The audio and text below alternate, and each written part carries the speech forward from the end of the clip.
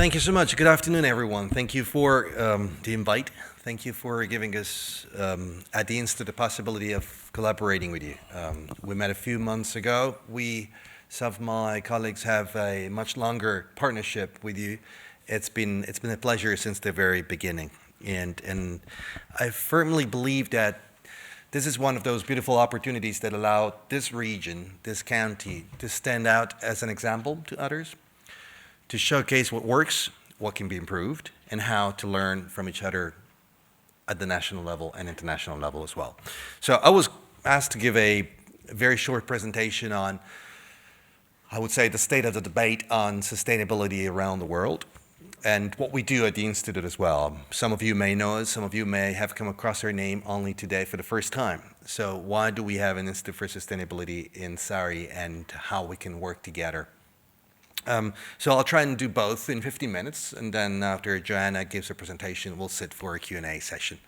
So let me start by saying something about why we decided to set up an Institute for Sustainability at the University of Surrey.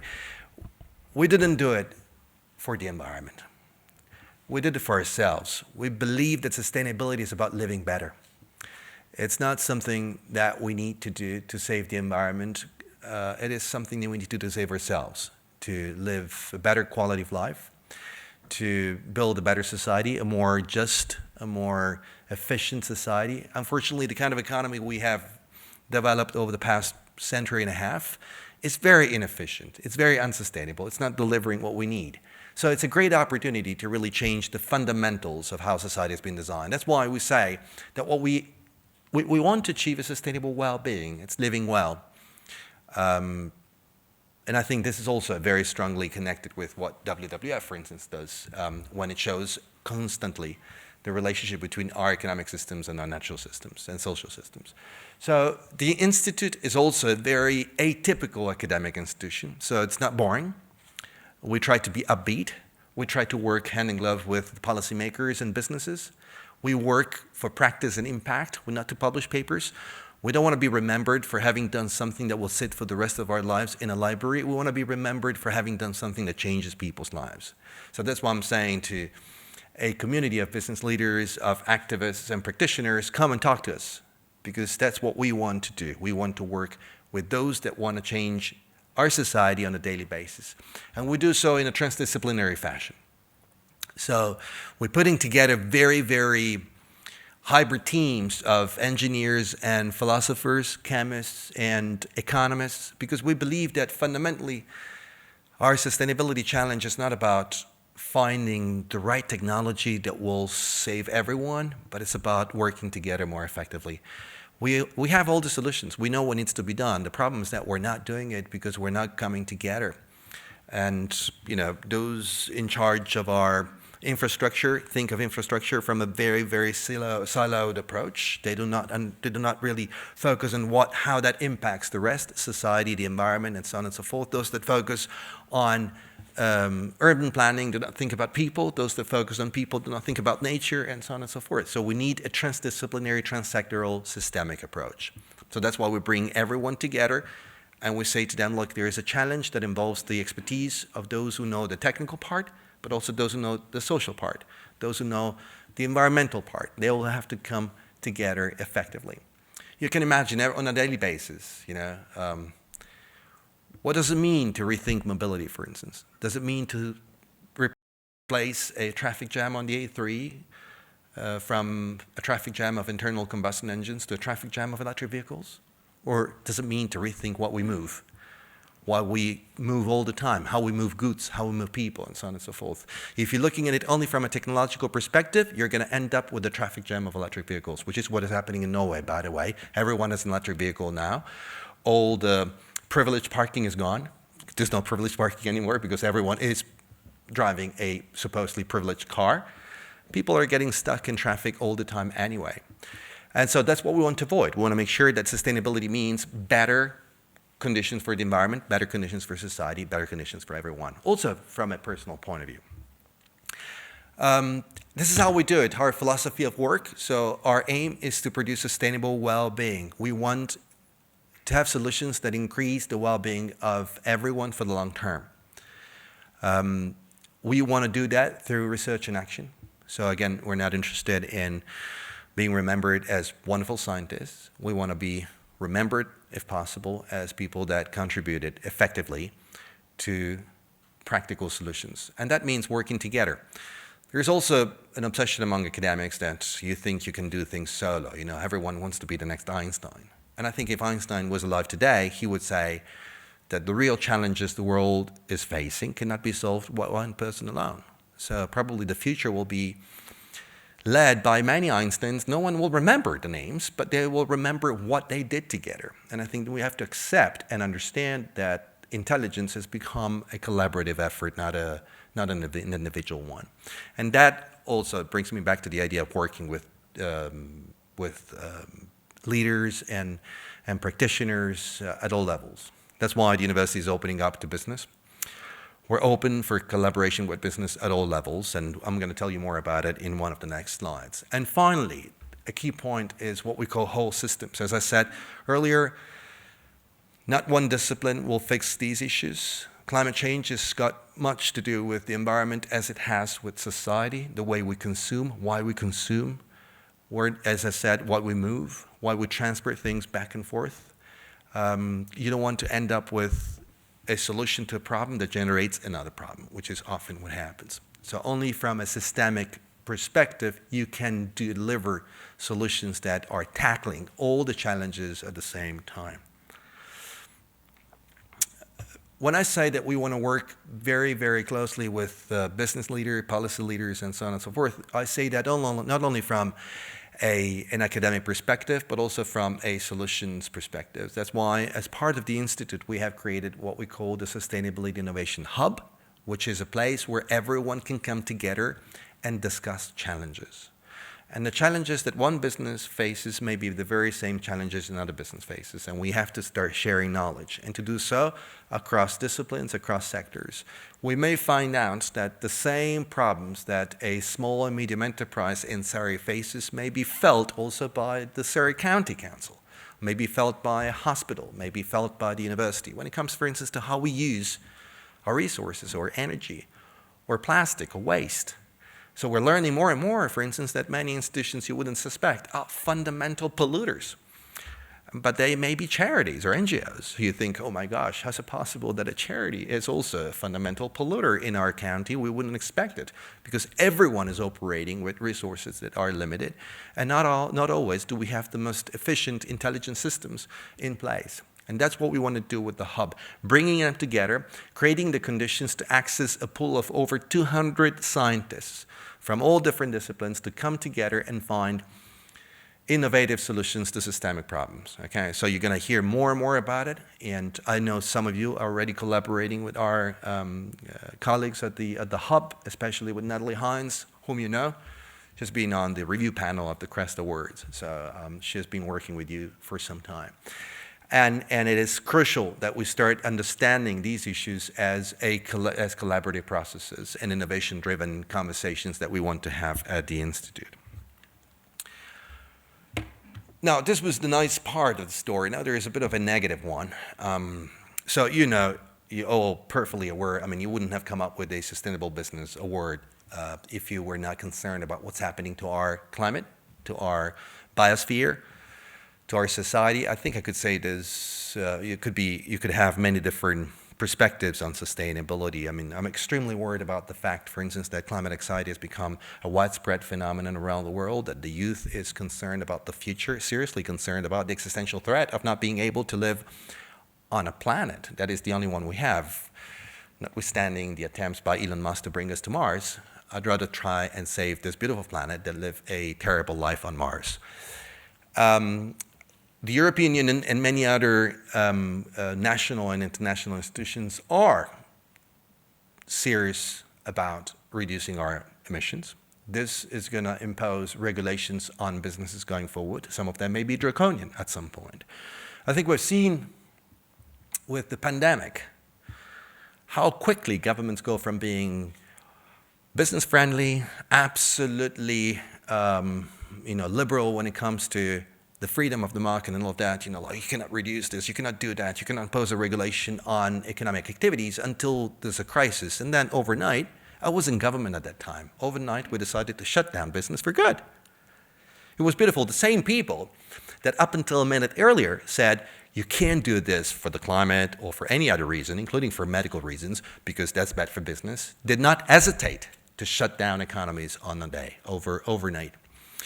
So what we want to avoid is that we're going to do exactly the same at some point. There's going to be a major crisis. Governments will realize that it's too late, and they're going to say from tomorrow onward, we're going to have to shut down our economies if we want to survive. We need to get there in a way which is much more forward-looking, much better organized, and so on and so forth. So according to the European Union, the emission trajectory is going to have to follow either one trajectory or another. So going forward from 2020 onward, we're going to have to reduce massively if we stand a chance to limit the increase of temperatures or emissions, industrial activities, and so on and so forth. To do that, you only have two options. As I said, shutting down businesses, closing down sectors altogether, and it may very well happen. I'll have no doubt in my lifetime, I'll see entire sectors being shut down by force of regulation.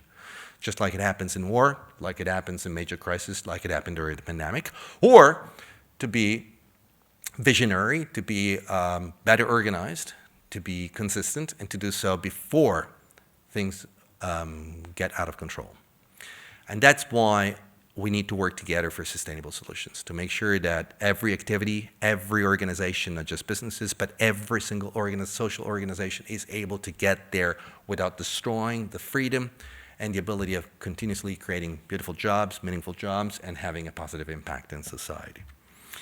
And here, I think there are some positive trends that are happening already and that can help us move in that direction consistently and effectively without having to impose draconian restrictions.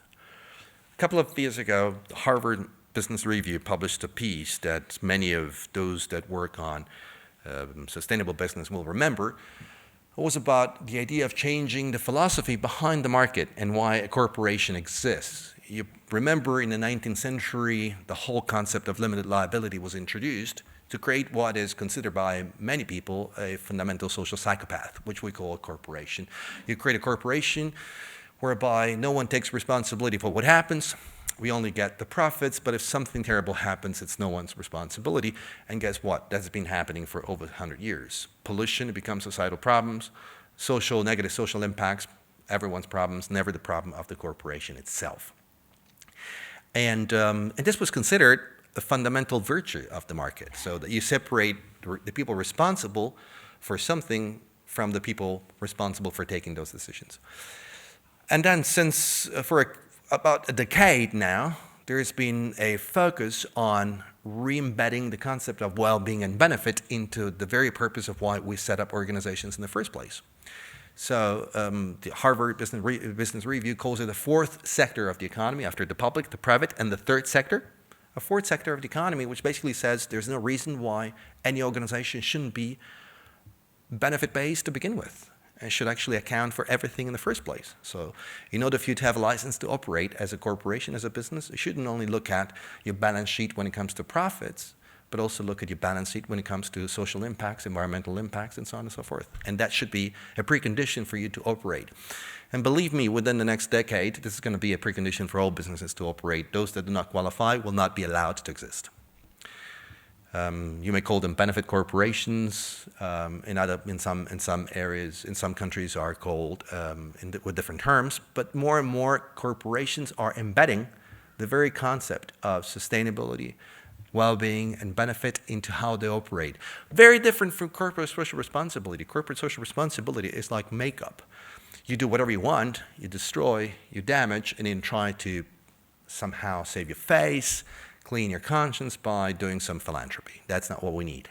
What we need is a form of business, a form of social organization that has embedded all critical purposes within its own constitution and statute and operates within those parameters. You probably have seen some of these Venn diagrams. So we've been used to think of, the economy as divided between those that pursue profit and generate according to conventional notions, welfare and wealth for everyone. So you will remember Milton Friedman's, old adage that the business of business is business. So you need to make money. By making money, no matter how, you will create something positive for society. You shouldn't do anything else. And then those that try to pick up, the problems and fix them, like WWF, the non-profits, that try to come up with all sorts of possible solutions to the damages created by the market. The benefit model brings both of them together, saying like you cannot be an organization, whether you are a conventional nonprofit or a conventional profit-based organization, unless you do both.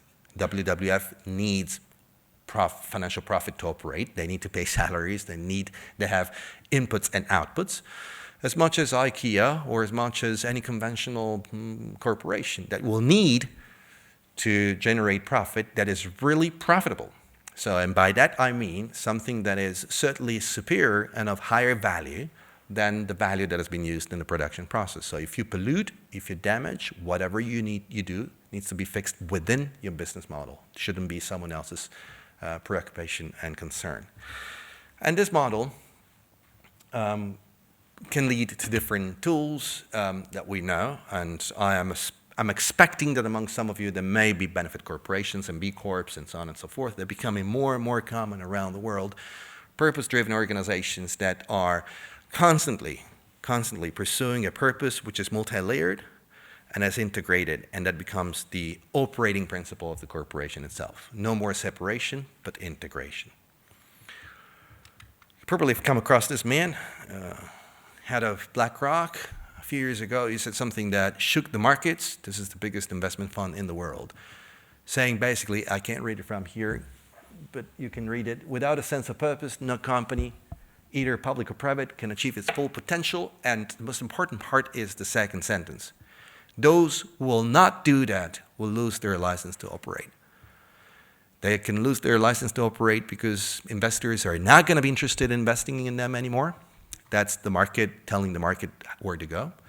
But at some point, as a former policymaker, I can tell you they're going to lose the license to operate because governments are not going to allow them to operate anymore unless they will abide by certain critical new regulations that will be imposed and developed. And the fact that investors are more and more focusing on ESG investments, the fact that there is a sense of urgency that comes from all sorts of investment funds, pension funds, sovereign funds on restrictions and parameters that need to be applied to corporate investment is critical, and it's happening every day on a more significant basis. And then in conclusion, I'd like to show you this, which is the work that I've been doing with a colleague, Victoria Earth, was also here today, and that's the ideal scenario. So if we are ahead of the curve, if we want to avoid that restrictions will force us to become something that we'll need to become anyway, but doing so because we are forced, because we are on the receiving end of this process, we want to be ahead. If we want to be ahead of the curve, if we want to do something that is really giving us a competitive advantage when it comes to our potential markets, our capacity to expand, and so on and so forth, then we should connect these three concepts. We should really operate within a well-being economy. If you think about why the economy was invented in the first place, the economy is nothing more, and I don't want to bore you with a technical term, but it's nothing more than a system of social organization, isn't it? It's like playing Monopoly. We've invented this so that people follow certain rules. Now, we invented it for some time, the capitalist economy, for 150 years. We realized that the rules didn't lead to the results we were expecting. We need to change those rules and start operating in a different way. And there's no reason why we shouldn't strive for real, long-term, social, collective, individual, and, if you will, ecological well-being. We should be able to measure growth, not in terms of economic, industrial consumption and production, but in terms of how well-being is created in a nation. And there are so many nations that are not creating well-being, and they see growth at the expense of well-being on a daily basis. We should be able to have policies that reward businesses when it comes to tax incentives, when it comes to access to credit, that reward businesses that produce integrated well-being rather than only financial profits. And to the contrary, probably punish those that produce financial profits at the expense of social and ecological well-being. We should have organizations, and by organizations I mean everything, businesses, social organizations like WWF, civic groups, universities, you name it, public institutions, should become purpose-driven organizations. And by purpose I mean well-being centered, multi-layered organizations that want to achieve different positive principles at the same time. Not simply say, I'm going to do this, and then the rest is going to be a societal problem. It is fundamental that in your DNA, you incorporate all those values as the critical objective of why the organization exists in the first place.